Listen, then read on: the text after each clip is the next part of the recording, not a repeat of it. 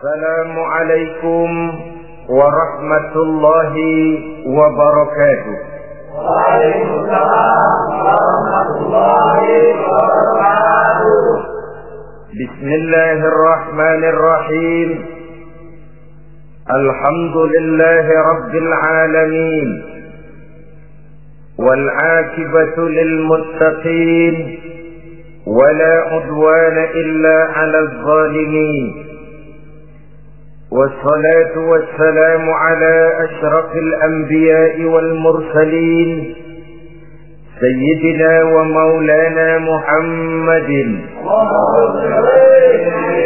وعلى آله وأصحابه المجاهدين الطاهرين أما بعد. Saudara-saudara kaum muslimin rahimakumullah, setiap kita Muslim di dalam kehidupan ini selalu ingin dicintai oleh Allah Subhanahu wa ta'ala. Dan tidak seorang pun di antara kita yang hidup ingin dimurkai oleh Allah Subhanahu wa ta'ala. Jangankan lagi dimurkai Allah, dimarahi tetangga saja kita kadang-kadang sudah merasa tidak enak.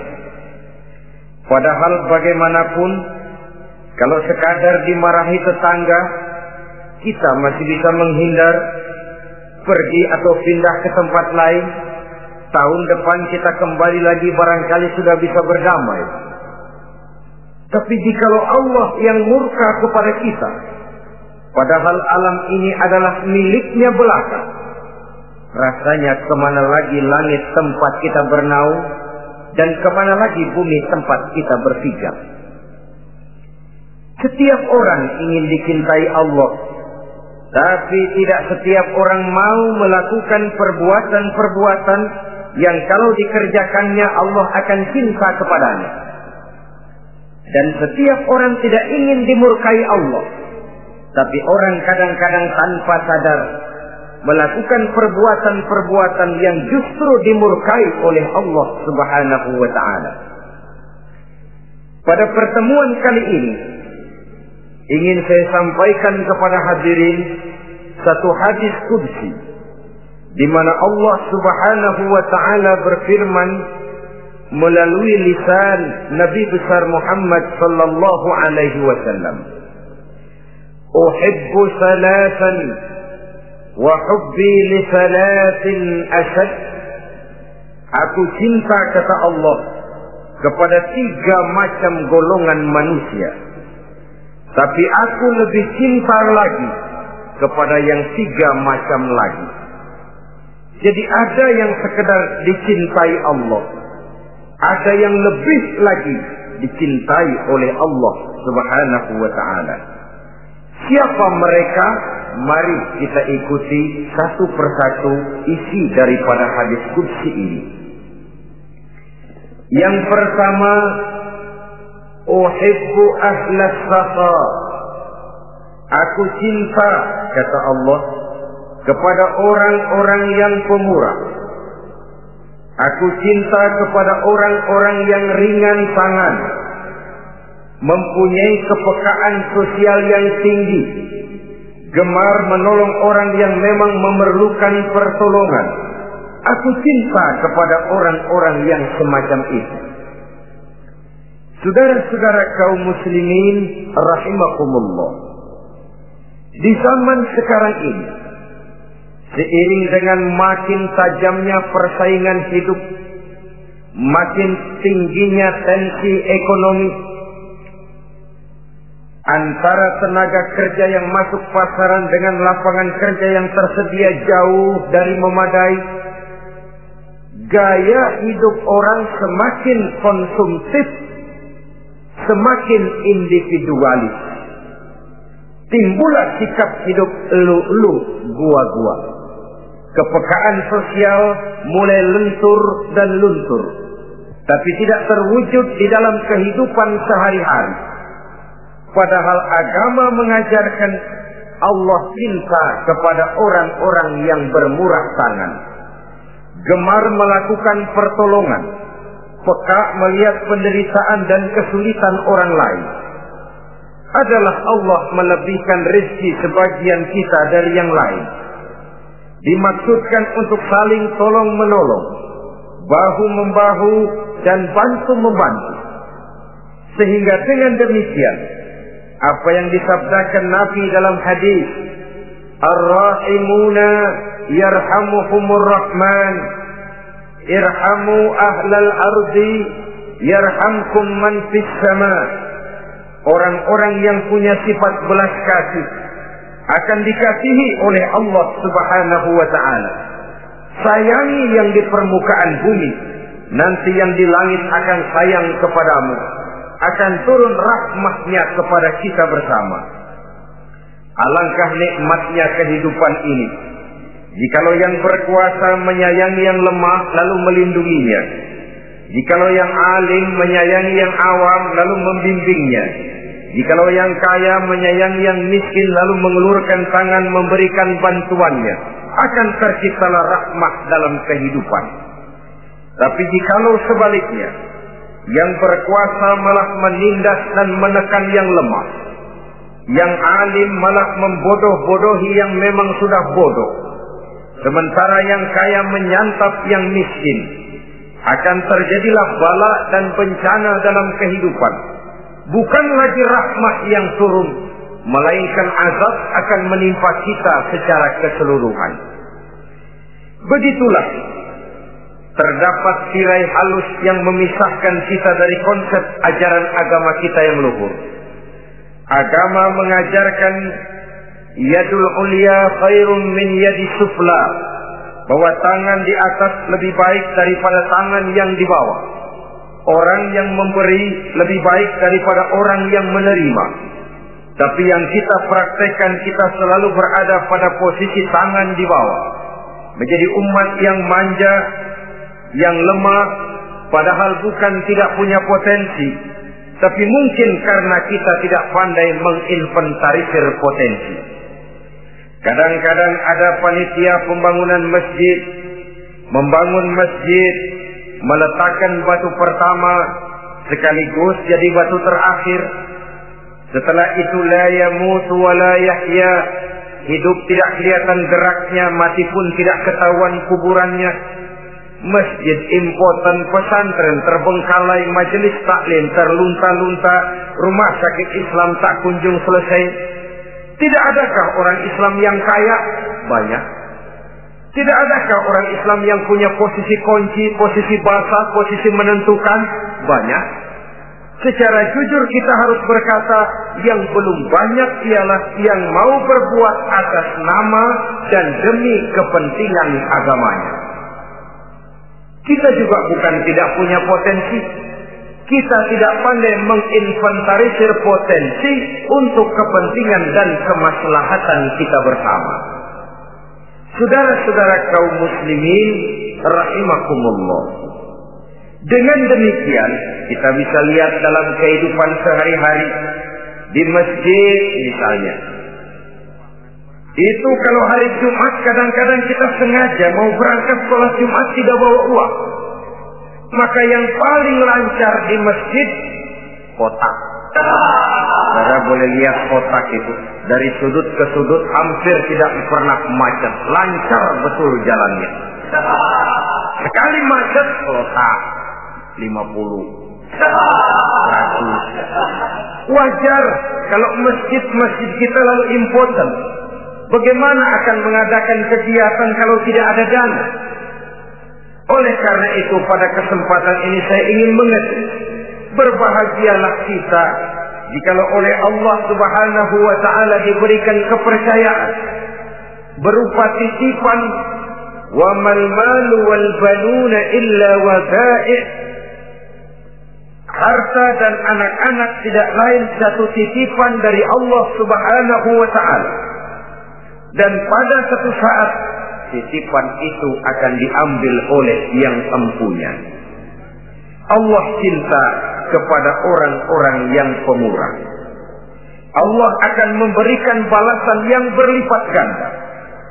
kalau saudara bersedekah kepada anak yatim, bukan si yatim itu yang akan membalasnya. Kalau saudara membantu pembangunan masjid, bukan panitia masjid yang akan memberikan ganjarannya. Kalau saudara membangun pondok pesantren, bukan kiai yang punya pesantren yang akan memberikan balasannya. Allah Subhanahu wa ta'ala melalui jalan yang tidak kita sangka-sangka, melalui jalan yang dalam istilah Quran disebut min haitsu la yahtasib, melalui jalan yang tidak pernah kita hitung, kita sangka sama sekali, jalan gaib yang hanya Allah saja yang maha tahu. Sebaliknya, wa hubbi lil faqir as-sakhi asad, kata Allah, aku cinta kepada orang-orang yang pemurah, tapi aku lebih cinta lagi kepada orang-orang miskin yang pemurah. Orang kaya pemurah, Allah cinta. Orang miskin pemurah, Allah lebih cinta. Kenapa? Kalau orang kaya sedekah 5.000 rupiah misalnya, orang miskin pun sedekah 5.000 rupiah, sama jumlahnya, sama ikhlasnya, sama halalnya, tapi besarnya pahala lebih besar sedekah si miskin yang 5.000 rupiah itu ketimbang si kaya yang juga 5.000 rupiah. Kenapa maka demikian? Oh, buat orang kaya uang 5.000 apalah artinya. Tapi buat si miskin, untuk jumlah 5.000 itu dia harus peras keringat, banting tulang, pergi pagi, pulang sore, kaki jadi kepala, kepala jadi kaki. Tapi kok dia berani bersedekah sejumlah sedekahnya orang kaya. Ini yang dinilai oleh Allah Subhanahu wa ta'ala. Saudara-saudara kaum muslimin rahimakumullah, sifat inilah yang dahulu dicontohkan oleh baginda Rasul. Bahkan apa yang beliau sedekahkan kepada orang lain biasanya adalah sesuatu yang lebih baik dari apa yang beliau pakai sendiri. Watak ini yang diikuti oleh generasi sahabat. Kita ambil contoh ketika terjadi perang Tabuk misalnya. Datanglah Sayyidina Abu Bakar Siddiq, membawa seluruh harta bendanya disumbangkan di jalan Allah. Melihat ini Nabi bertanya, "Hal tarakta li ahlika syai'an ya Abu Bakar?" Wahai Abu Bakar, begini banyak harta yang kau infakkan fi sabilillah ini, apakah buat keluargamu sudah kau tinggalkan? Sayyidina Abu Bakar dengan tegas menjawab, "Taraktu lahumullaha wa rasulahu." Sudah, saya tinggalkan mereka Allah dan Rasulnya. Saya tinggalkan mereka keyakinan, akidah, iman, bahwa kalau kami menolong Allah, menolong agama, Allah akan menolong kami. Bahwa kami tidak akan jadi melarat karena memperjuangkan agama. Bahwa kami tidak akan jatuh miskin kalau harta ini kami belanjakan di jalan Allah. Kami tinggalkan keyakinan itu kepada anak-anak dan istri di rumah. Sementara harta yang ada seluruhnya kami bawa kemari. Keyakinan yang dimiliki oleh Sayyidina Abu Bakar Siddiq di zaman sekarang ini sudah merupakan keyakinan yang sangat langka. Kita belum yakin benar akan kebenaran janji Allah. Sehingga dengan demikian timbullah keraguan-raguan. Apa iya kalau saya belanjakan uang ini di jalan Allah akan ada balasannya? Apa iya kalau uang ini saya gunakan untuk melaksanakan ibadah akan datang balasannya? Padahal dalam hadis qudsi Allah menjanjikan, "Ana inda zanni 'abdi bi." Aku ini, kata Allah, bagaimana menurut persangkaan hambaku saja kepadaku. Kalau dia sangka baik, insya Allah baik datangnya. Kalau dia sangka tidak, aku bagaimana menurut sangka hambaku kepadaku. Itulah sebabnya dalam segala hal kita harus husnuzan, berbaik sangka kepada Allah Subhanahu wa ta'ala. Saudara-saudara kaum muslimin rahimakumullah. Inilah golongan pertama kekasih Allah. Orang-orang yang dicintai Allah. Orang-orang yang pemurah, yang sadar bahwa harta hanya sekadar titipan dari Allah Subhanahu wa ta'ala. Dan harta menurut Nabi, apabila sudah kita belanjakan di jalan Allah, dia akan berkata, pertama, kuntu qalilatan fakassartani, jumlahku sebenarnya sedikit, tapi lantaran engkau sedekahkan aku, engkau belanjakan aku di jalan Allah, maka jumlahku jadi banyak. Kau sedekah 1000, dibalas 7000, dikali 10, dikali 100, masih ditambah wallahu yudha'ifu liman yasha. Allah melipat gandakan pahala kebajikan dari orang-orang yang dikehendakinya. Yang kedua, harta itu akan bicara lagi. Kuntu faniyatan fa abqaitani. Aku ini sebenarnya fana, tidak kekal, berubah, relatif dan temporer, sirna oleh pergeseran masa dan pertukaran waktu. Tapi lantaran engkau sedekahkan aku, engkau belanjakan aku di jalan Allah, maka nilaiku jadi kekal, akan mendampingi engkau sampai di hadratullah azza wa jalla di akhirat nanti. Jadi harta yang kita tumpuk-tumpuk, yang kita sangka akan mengekalkan kita sampai tidak akan miskin 7 keturunan, dengan segala macam cara kita tempuh, dia bukan harta yang kekal. Yang kekal yang kita belanjakan di jalan Allah Subhanahu wa ta'ala. Itu milik kita yang benar-benar akan kita nikmati. Yang ketiga, harta itu akan berkata lagi, kunta harisi fal ana sirtu harisaka. Dahulu kamulah yang menjaga saya, tapi sekarang setelah saya sedekahkan, setelah engkau sedekahkan aku, setelah engkau belanjakan aku di jalan Allah, bukan engkau lagi yang jaga aku, kata si harta, akulah yang akan menjagamu.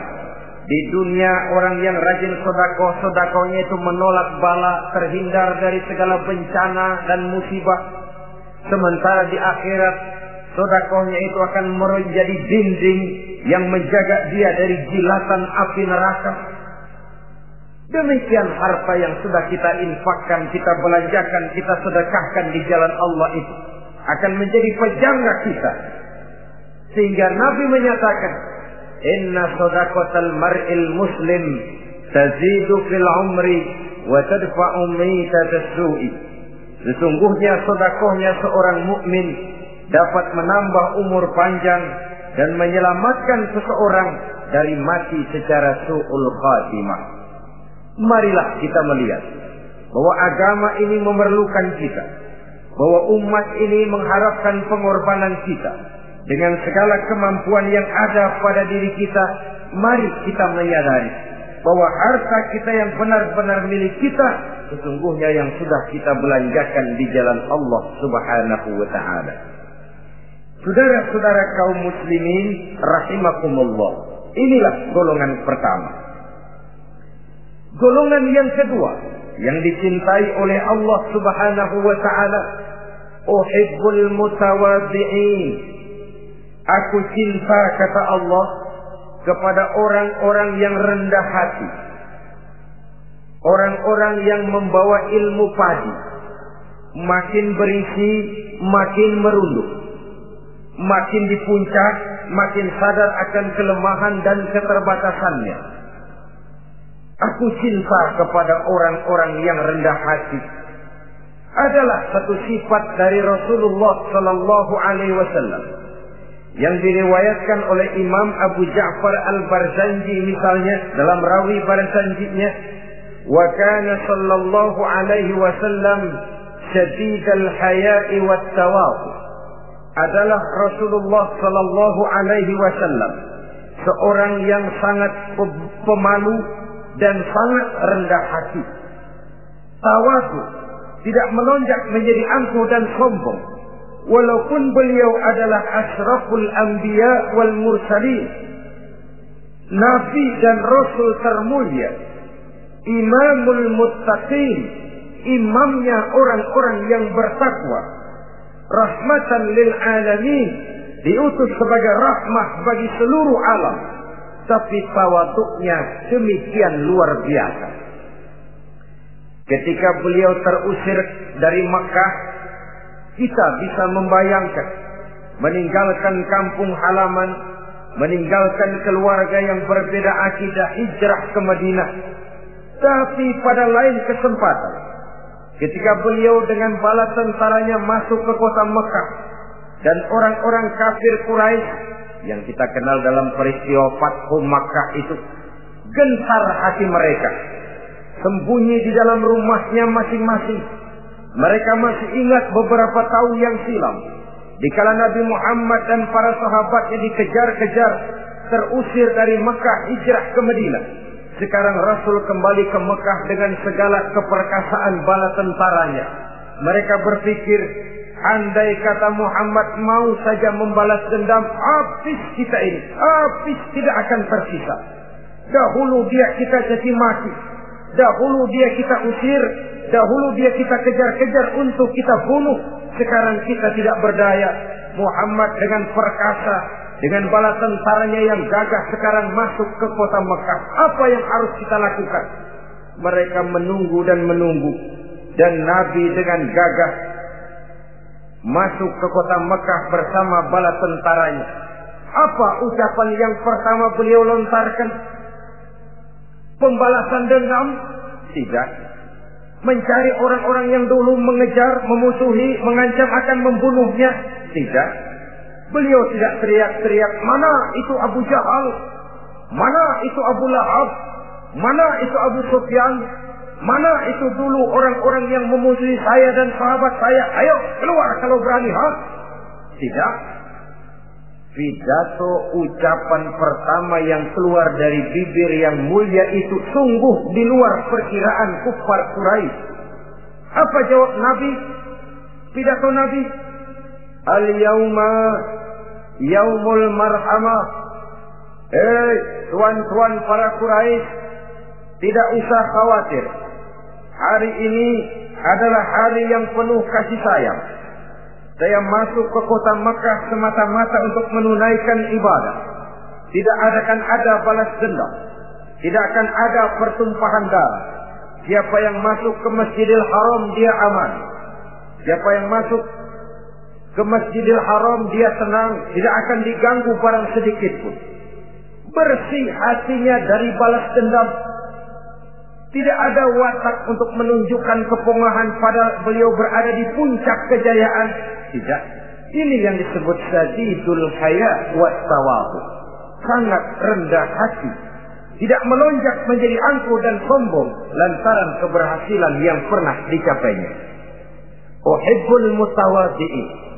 Aku cinta kepada orang-orang yang rendah hati. Makin berkuasa, makin rendah hati. Makin berilmu, makin rendah hati. Makin kaya, makin tawadhu. Wa hubbi lil ghaniyil mutawadhi asad. Tetapi kata Allah, aku lebih cinta lagi kepada orang-orang kaya yang rendah hati. Orang miskin tidak sombong, Allah cinta. Orang kaya tidak sombong, Allah lebih cinta. Sebabnya apa?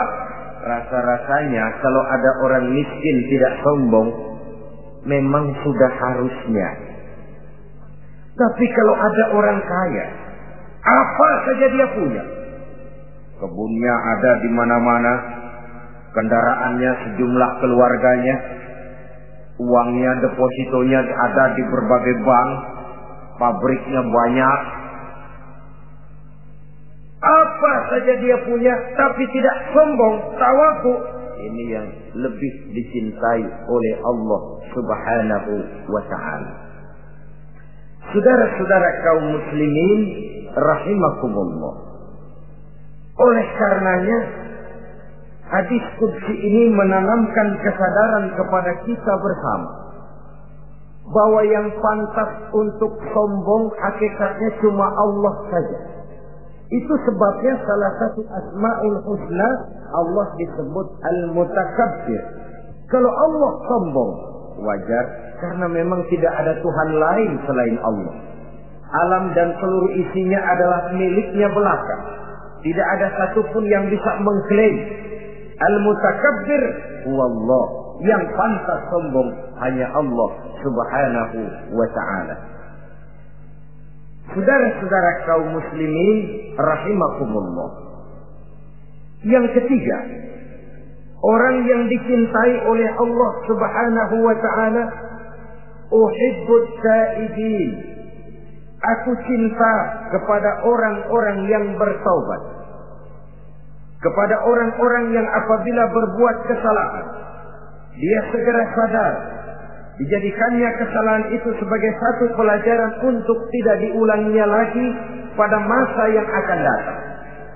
Adalah lebih baik kita mulai dari kertas yang kelabu, hitam sekalipun, kalau akhirnya akan menjadi lembaran-lembaran yang putih, ketimbang kita mulai dengan lembaran yang putih, kalau akan ditutup dengan lembaran-lembaran hitam noda yang tidak berhapus. Allah subhanahu wa ta'ala Maha Pengampun, Pengasih dan Penyayang. Ia akan memaafkan segala perbuatan yang bersifat salah dari hamba-hambanya, asalkan tidak diulanginya lagi.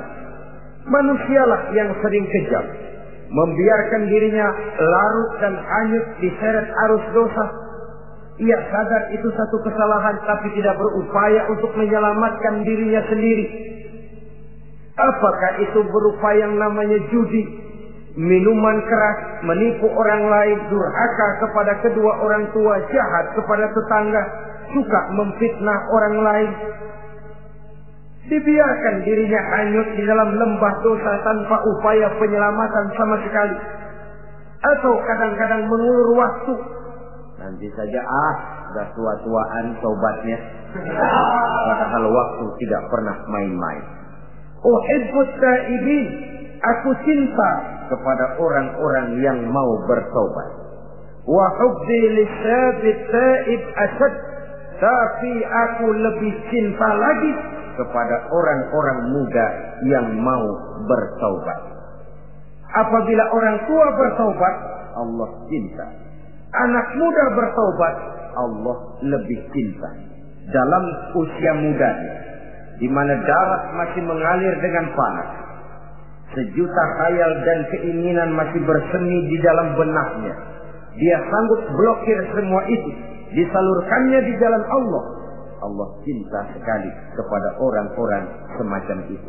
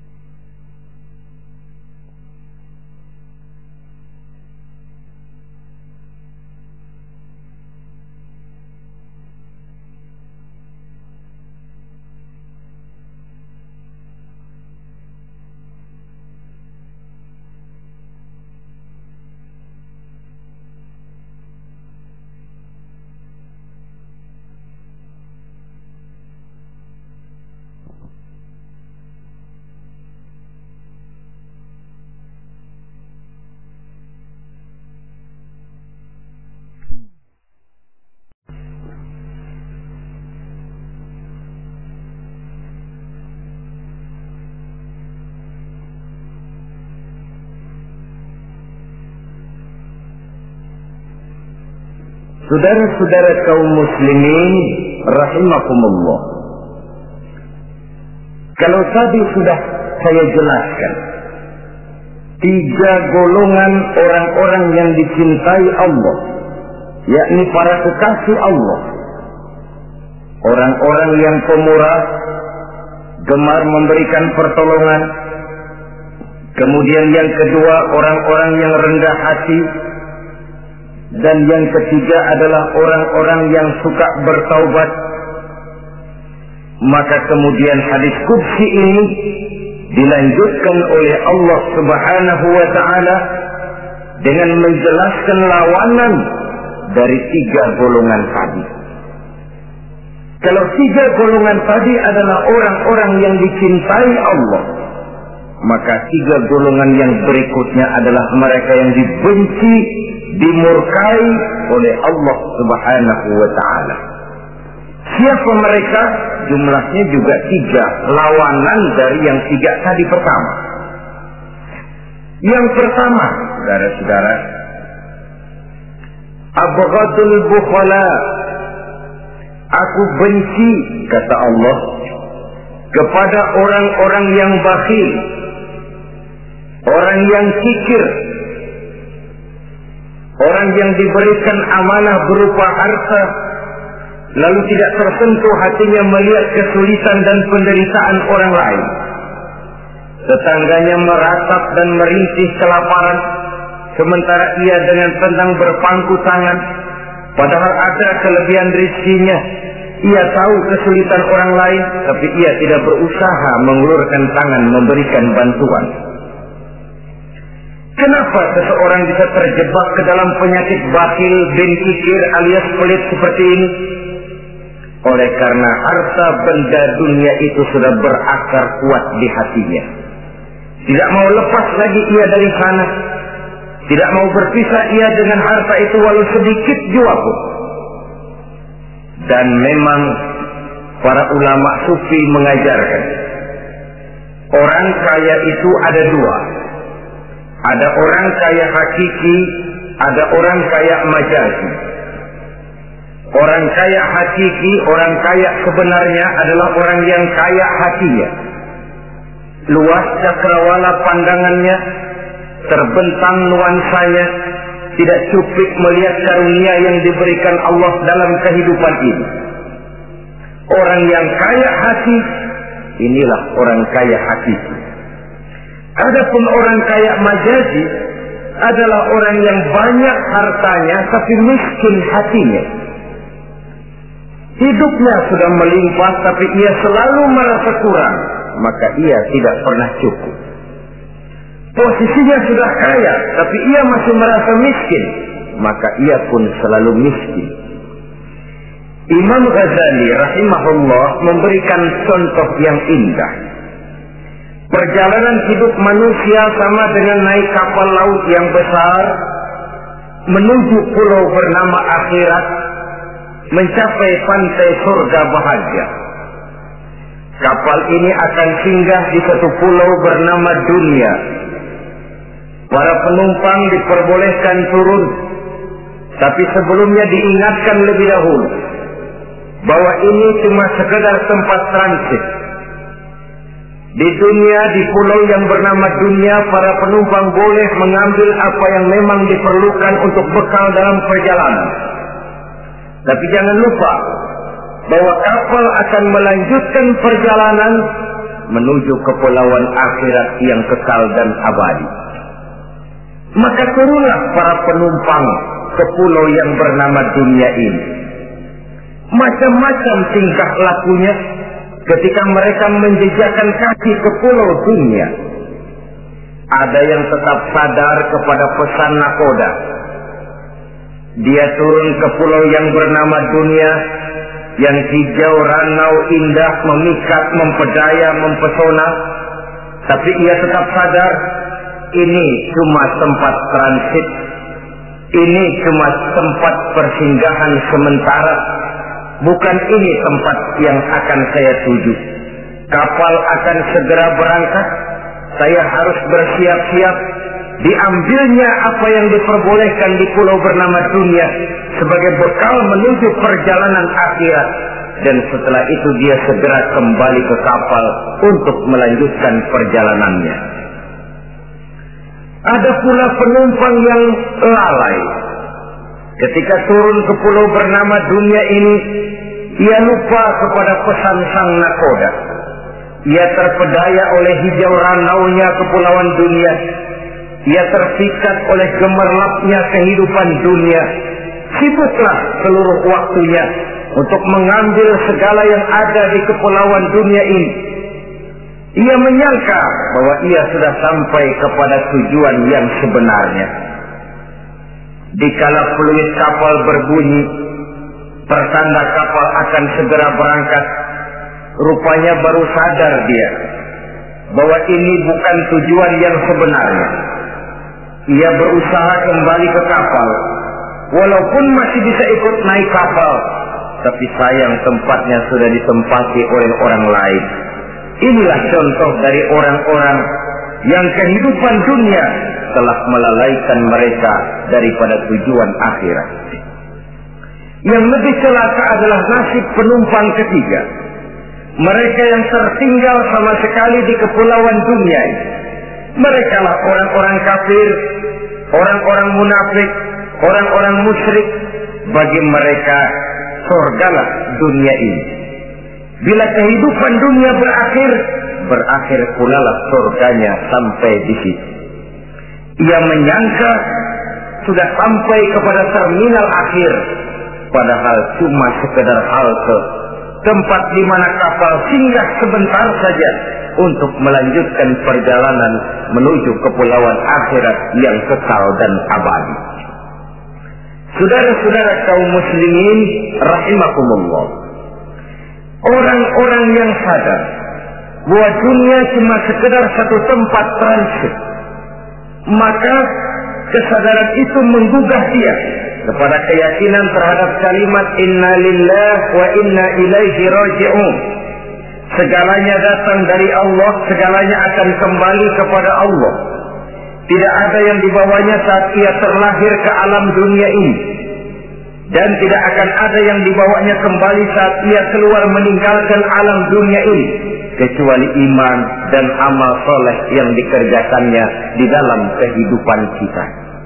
Bukan bakhil yang menyebabkan orang cepat jadi kaya, bukan pemurah yang menyebabkan orang jatuh miskin dan bangkrut, tetapi kesadaran bahwa segalanya datang dari Allah, segalanya akan kembali kepada Allah, akan membuat kita walaupun memiliki harta dan benda, tapi ia tidak berurat dan berakar di dalam hati. Abghadul bukhala, kata Allah, aku benci kepada orang-orang yang bakhil. Kadang-kadang jangankan untuk orang lain, untuk kepentingan agama, dirinya sendiri saja tidak bisa menikmati kekayaannya. Kaya dia sebenarnya, tapi dia tidak sadar akan kekayaannya. Lebih celaka lagi, dia tidak tahu untuk apa kekayaan itu akan dipergunakan. Lahirnya mazhab materialisme, hidup serba cukup, serba ada, seperti yang kita lihat di negara-negara yang makmur, di Eropa bagian barat misalnya. Keluarga-keluarga jet set yang akhirnya bingung karena kebanyakan harta. Kalau kita di timur umumnya bingung karena tidak punya harta. Di sana orang bingung karena kebanyakan harta, mau diapakan harta itu. Akhirnya timbullah gaya hidup yang aneh-aneh, membentuk klub-klub nudis terlepas dari pergaulan dunia ramai, bergerombol tidur di gua-gua, padahal rumahnya macam istana, kamarnya 37, ada kolam renang, ruangan ber-AC, kemana pergi mobil sejumlah keluarga, dari merek-merek yang mewah, keluaran mutaakhir. Tidak puas mobil punya kapal pesiar, kapal laut, tidak cukup kapal laut punya kapal pesawat terbang pribadi. Apa yang dimau uangnya bisa bicara, tapi akhirnya lalu sampai kepada titik jenuh, sampai kepada yang namanya frozen emotional attitude. Dan sikap bakhil inilah yang pada akhirnya mendorong seseorang untuk sampai kepada tingkat yang disebut tamak, rakus, serakah. Dan mental semacam ini tidak hanya membahayakan bagi pribadi yang punya watak, tapi juga bagi lingkungan, bagi masyarakat, bahkan dalam skopnya yang luas, bagi pertumbuhan suatu bangsa, bagi pertumbuhan suatu negara. Sikap-sikap tamak, rakus, serakah, mau menang sendiri, mau kuasa sendiri, mau basah sendiri, mau kaya sendiri, persetan dengan orang lain, adalah sikap-sikap yang tidak saja bertentangan dengan ajaran agama kita, tapi juga bertentangan dengan falsafat dasar kehidupan bangsa kita, yakni Pancasila. Saudara-saudara kaum muslimin rahimakumullah, lawanannya kemudian Allah menyatakan, wa bughdi lil ghaniyil bakhil asad, aku benci kepada orang yang bakhil, tapi aku lebih benci lagi kepada orang-orang kaya yang bakhil.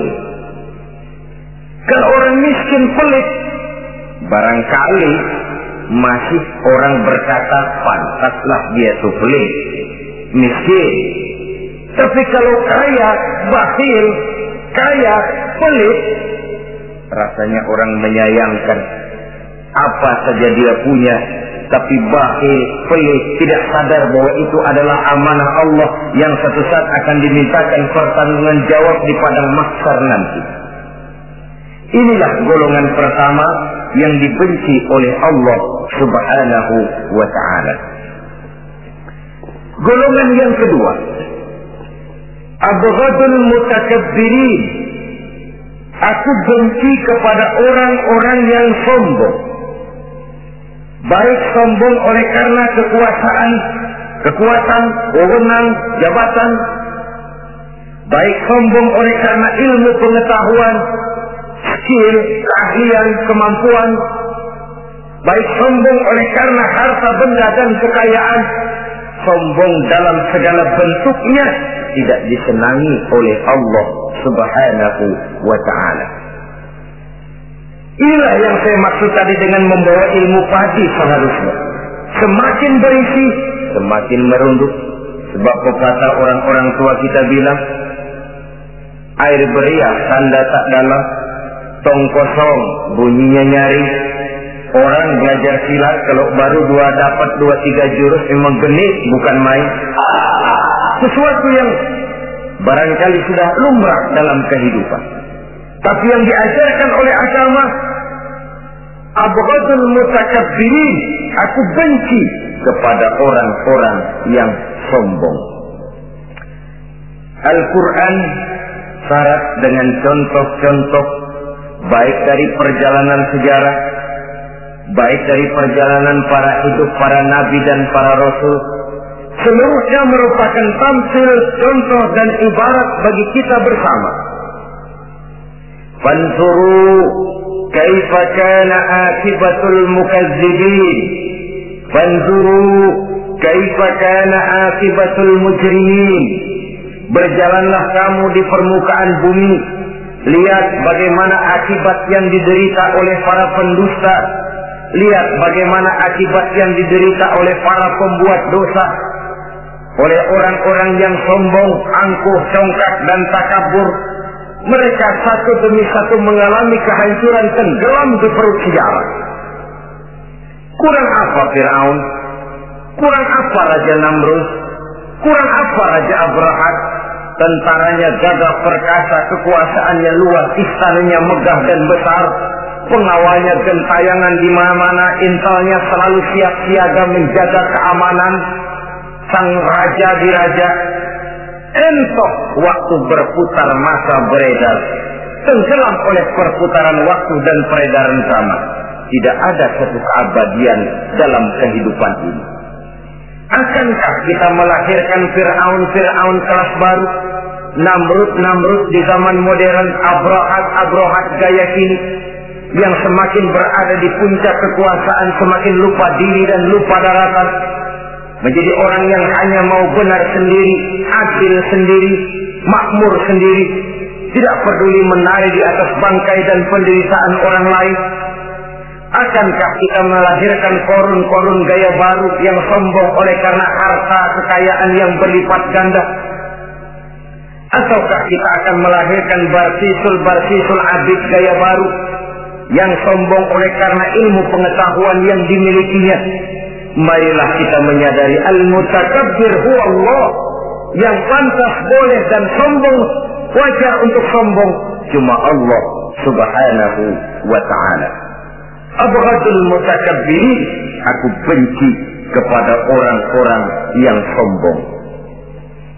Saudara-saudara kaum muslimin rahimakumullah, lawanannya kata Allah, selebihnya wa bughdi lil faqiril mutakabbir asad, tetapi kata Allah, aku lebih benci lagi kepada orang miskin yang sombong. Ini yang sudah tidak punya pilihan. Orang pintar sombong barangkali lumayan, goblok sombong minta ampun, pejabat sombong barangkali karena punya pangkat, rakyat sombong apa yang mau disombongi, orang kaya sombong barangkali karena kekayaannya, melarat miskin sombong minta ampun. Sebab itu kata Allah, aku benci kepada orang-orang sombong, tapi aku lebih benci lagi kepada orang-orang miskin yang sombong. Hadis qudsi ini tentu saja memberikan satu kesadaran rohani yang paling dalam pada kehidupan kita setiap pribadi muslim, bahwa kita sejauh yang bisa kita lakukan hanyalah berusaha berbuat. Kita terikat oleh sunnatullah, kata kita orang beragama, hukum alam kata para ahli alam, natural of law katanya. Tapi di sebalik itu sesungguhnya segala hasil usaha, kepastian dan ketentuannya hak prerogatif dari Allah subhanahu wa ta'ala. Sehingga pada puncaknya kita akan sampai kepada pengakuan yang paling jujur, la haula wa la quwwata illa billah. Tidak ada daya kita, tidak ada kekuatan kita kecuali apa yang memang telah diberikan Allah. Dialah sumber daya, sumber gerak, sumber seluruh kekuatan. Dan kita manusia hanya mencapai itu kalau dikaruniai oleh Allah subhanahu wa ta'ala. Sewajarnya, makin bertambah ilmu, makin sadar kita akan kebodohan kita.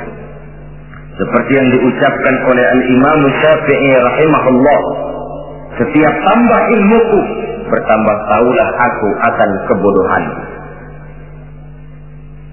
Sewajarnya, semakin bertambah harta kita, semakin sadar kita akan kemiskinan kita. Semakin bertambah tinggi pangkat dan jabatan kita, semakin sadar kita dari mana kita datang, kemana kita akan pulang, dan di mana kita akan berada sekarang.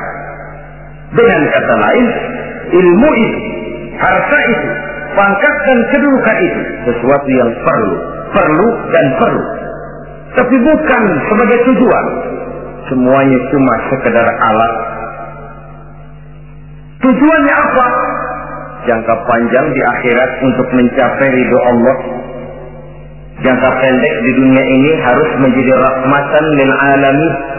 Bagaimana ilmu itu jadi rahmah bagi lingkungan, bagaimana kekuasaan itu jadi rahmah bagi lingkungan, bagaimana harta itu jadi rahmah bagi lingkungan, berfungsi sosial untuk kebersamaan di dalam kehidupan ini. Saudara-saudara kaum muslimin rahimakumullah, inilah golongan kedua yang dimurkai oleh Allah subhanahu wa ta'ala. Golongan yang ketiga, abghadul fasad, aku benci kata Allah kepada orang-orang yang berhati keras, berhati batu, tidak mempan nasihat, baik nasihat itu datang dari Allah, baik nasihat itu datang dari orang lain, baik nasihat itu datang dari dalam dirinya sendiri atau bernasihat yang dipandangnya, yang dilihatnya dalam segala gerak kehidupan. Satu hari bahkan beberapa sahabat pernah menghadap Rasulullah Sallallahu Alaihi Wasallam. Ya Rasul, jikalau sekarang ini kami nyaris tidak punya problem, artinya semua problem kami tuntas, sedikit kami bingung, Tuanlah tempat kami bertanya. Kami tidak mengerti hukum, Tuan tempat kami meminta fatwa. Kami ingin mendapat petunjuk, kepada Tuan kami mengadu. Tapi nanti kalau suatu saat Tuan telah berangkat meninggalkan kami ya Rasulullah, menghadap Allah Subhanahu wa ta'ala, tinggallah kami hidup tanpa bimbingan Tuan, kemana lagi kami harus minta nasihat? Baginda Rasul senyum, kemudian beliau menjawab, taraktu lakum nasihatain. Kamu tidak usah khawatir. Kalaupun pada satu saat nanti aku berangkat meninggalkan kamu semua, kembali menghadap Allah Subhanahu wa ta'ala, kamu tidak perlu bingung. Tempat kamu minta nasihat ada, tempat kamu bertanya ada, tempat kamu minta fatwa dan kepastian hukum ada. Taraktu lakum nasihatain. Aku tinggalkan untukmu dua macam nasihat. Pertama, yang aku tinggalkan kepadamu itu nasihat yang pandai bicara. Yang kedua, yang aku tinggalkan kepadamu itu nasihat yang diam saja. Sahabat lalu bertanya, kalau nasihat yang bisa bicara itu apa ya Rasul? Beliau menjawab, Al-Quranul Karim. 6.666 ayat, 30 juz, 114 surah, seluruhnya nasihat bagi umat Islam.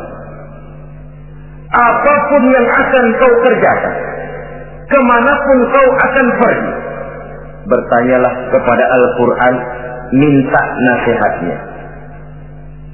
Bertanya langsung? Tentu tidak. Bertanya kepada Al-Quran artinya fas'alu ahla dzikri in kuntum la ta'lamun. Jikalau kamu memang tidak mengerti, bertanyalah kepada yang mengerti. Yang mengerti Al-Quran tentu tidak lain para ulama, para kiai, para asatidz, guru-guru yang mengaku kita di majelis taklim. Nasihat yang pandai bicara, Al-Quranul Karim. Kemanapun saja kaki akan kita langkahkan, ke arah manapun bumi yang akan kita tuju, mintalah lebih dahulu nasihat Al-Quranul Karim. Usaha apapun yang akan kita lakukan, mintalah nasihat kepadanya. Itu nasihat yang pandai bicara. Lalu sahabat bertanya lagi, kalau nasihat yang diam saja itu apa ya Rasul? Beliau menjawab, nasihat yang diam saja itu maut.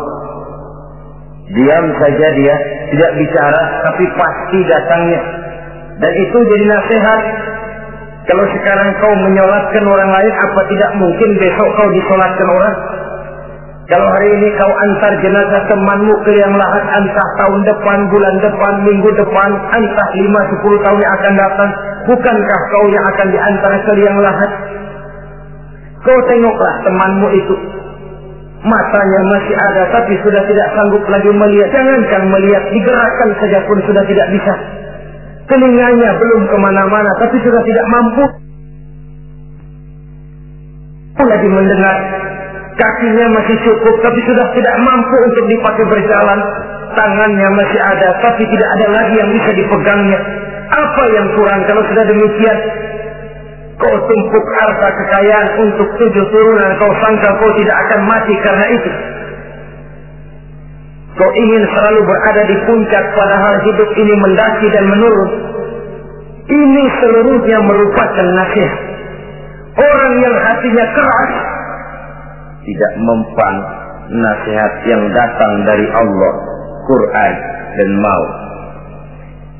Nasihat yang datang dari orang lain, kadang-kadang diberikan nasihat, lebih pandai dia berkilah, lebih pandai dia berkelit, lebih pandai dia berjawab. Orang yang memberi nasihat baru bicara satu, dia sudah 10. Nasihat yang datang dari orang lain tidak juga bisa menyentuh hatinya. Atau nasihat yang timbul dari dalam dirinya sendiri, kulit yang mulai berkerut, uban yang mulai bertabur, gigi yang permisi satu demi satu. Itu kan seluruhnya merupakan nasihat. Tapi orang yang hatinya keras, kasar, istilah kita barangkali sudah kulit badak, muka tembok, kuping kebo, masuk dalam golongan khatamallahu ala qulubihim. Allah sudah tutup cap, Allah tempel hati mereka, tidak masuk lagi nasihat. Na'udzubillah summa na'udzubillah. Beruntung kita kalau oleh Allah ini diberikan hati yang lembut, peka, mudah menerima kebenaran, tidak tertutup terhadap kebenaran. Walaupun kebenarannya itu datang dari seorang budak yang hitam legam. Karena memang agama mengajarkan khuzil hikmata wa la yadurruka min ayyi wi'ain kharajat. Ambillah hikmah, ambillah kebenaran, tidak usah terlalu kau pedulikan dari mana sumbernya. Asal itu merupakan kebenaran, jadikan sebagai nasihat di dalam kehidupan. Saudara-saudara kaum muslimin rahimakumullah, rugi dan celaka kita kalau sampai diberikan hati yang keras, kasar, masuk dalam qaswatul qalbi, hati yang kasar, keras, tidak mempan nasihat apapun. Kalau kadang-kadang masuk telinga kanan, keluar lagi telinga kiri, tidak pernah singgah di lubuk hatinya walau sebentar sekalipun, tidak pernah transit, atau kalaupun transit seperti air di daun talas, mudah bergoyah ke kiri dan ke kanan. Allah benci kepada orang-orang yang hatinya keras. Selanjutnya, wa bughdil syaikhil fasik asad. Tapi kata Allah, aku lebih benci lagi kepada orang tua yang hatinya keras. Tua-tua keladi katanya, makin tua makin menjadi. Kalau ada anak muda bandel, nakal, setidaknya orang masih punya harapan. Masih ada orang berkata, ya doain aja dah, mudah-mudahan dia makin dewasa, makin lurus jalan hidupnya, makin benar langkahnya, makin sadar rasa keagamaannya. Masih ada ucapan seperti itu. Tapi kalau sudah tua malah makin gila, orang sudah habis harapan. Paling orang bilang, tua aki-aki, udah asar, udah maghrib, udah dekat ke lubang kubur, bedung maghrib masih nyingsok aja di perapatan. Saudara-saudara kaum muslimin, habis rasanya harapan orang. Aku benci kepada orang yang hatinya keras, tapi aku lebih benci lagi kepada orang tua yang berhati keras. Kenakalan remaja dibenci Allah, kenakalan orang-orang tua lebih dibenci oleh Allah Subhanahu wa ta'ala. Saudara-saudara kaum muslimin rahimakumullah, semoga kita termasuk ke dalam golongan orang-orang yang